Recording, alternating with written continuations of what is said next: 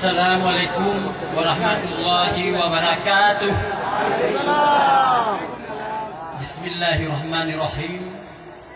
Hadana lihada wa ma kunna liyahtadiya laula an hadana Allah. Asyhadu an la ilaha illallah wa asyhadu anna Muhammadan abduhu wa rasuluh. La nabiyya ba'dah.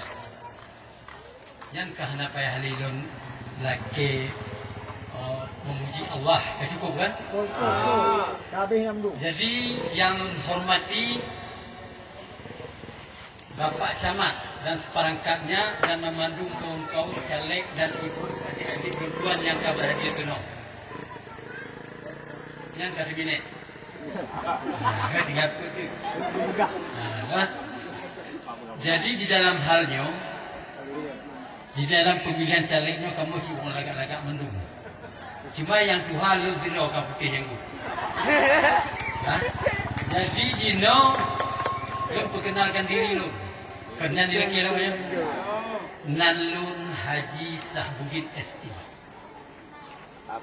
Jadi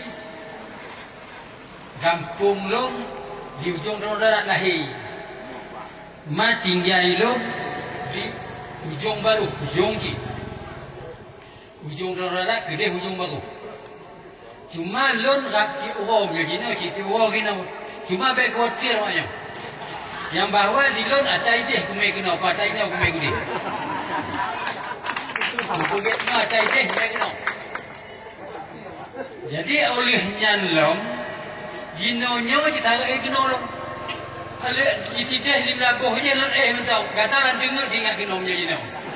Kita kuget gino, pilihlah. Dia datang-datang dia terpilih waktu kuning dia sayang dia belum potong dua dia tak pilih. Tak pilih. Mamunya tujuan untuk terbangun daerahnya insya-Allah tak pilih. Jadi sama-sama kitanya untuk terbangunnya. Jadi punya tak pergi tengok ukuran you.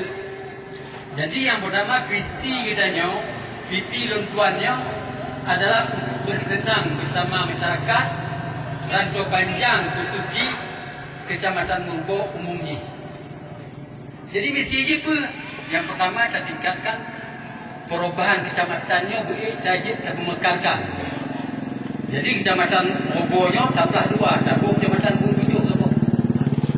Jadi orangnya punya Pak Bupati kali lojok ke si pimpinan dulu.